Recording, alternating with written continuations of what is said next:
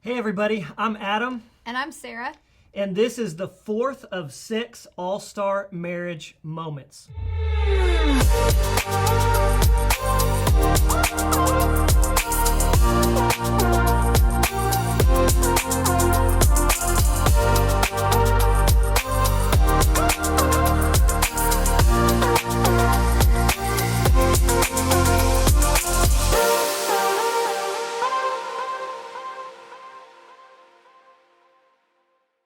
In our last marriage moment, we shared with you the equation MS does not always equal MR.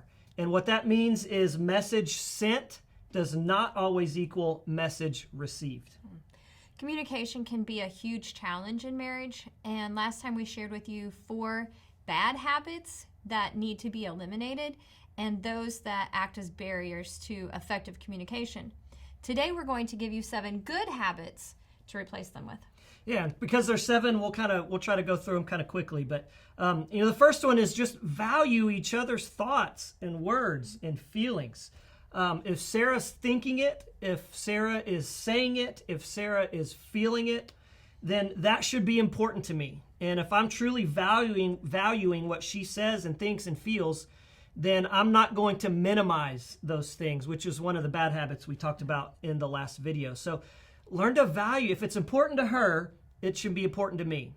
And if it's important to me, it should be important to her. Make that choice to value each other in that way. The second habit is practice honesty. Now, I know that sounds like an obvious one, but what we're specifically talking about is be honest with what you think and how you feel. The hard truth is, if you're not honest about those things, if you express an opinion and you're really not being honest, then you kind of forfeit your right to get upset when life goes in the other direction that you didn't want. So be honest with what you think and how you feel. Now, the other side of that, I guess, is make sure that it's safe for your spouse to be honest with how they feel and what they think. So practice honesty with those things. Ask questions to make sure you understand what your spouse is saying. What do you mean by that? No, I'm kidding. Go ahead. That's an example of interrupting, which was one of the bad habits we talked about in the last video. Find out what they're saying, what they're thinking, what they're feeling. Rephrase back to them. What I'm hearing you say is that really what you're saying? Because remember, MS does not equal MR. Yeah. Sometimes we make assumptions that we fully understood what the other person was saying, and we really don't. And so ask questions and make sure that you're understanding that. The fourth thing is listen to understand instead of listen to respond. We probably should have put that first. That is huge. That's important in all areas of life. Too often when somebody's talking, especially maybe when our spouse is talking, especially if you're not getting along at the moment, as they're talking, you're busy in your mind thinking about what you're going to say back to them, maybe to undermine or refute what they're saying. And try to avoid that habit and instead listen to them in an effort to understand what they're saying and where they're coming from. So try to practice the habit of listening to understand instead of listening to respond. So then the next good habit is be careful about your nonverbals. By nonverbals, we mean the volume of your voice, your tone of voice, even your posture can communicate something. And in fact, your nonverbals can sometimes speak louder than your actual words. And so, one thing that I try to do if I feel the urge to raise my voice, try to make an effort to intentionally whisper even or go lower with your voice. I heard somebody say a while back that when you yell at somebody, both of you lose.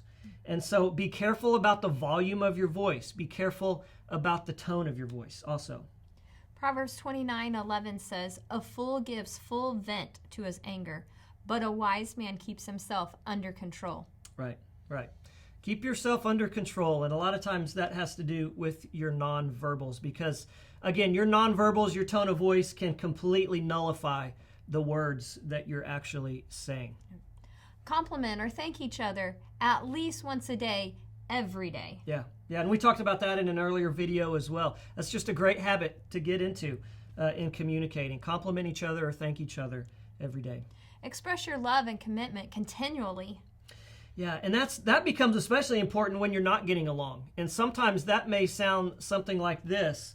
I know we're not getting along right now, or I know we're not seeing eye to eye on this, but I want you to know that I love you and I'm committed to you, and we'll figure this out together. Sometimes you just got to take a step back, stop, take a breath, and just reaffirm your love for each other and reaffirm that commitment to each other. But do that regularly, whether you're getting along or not. Right. That's so important to do that. And I think it's really important to do those and say those things in front of our kids. Yeah.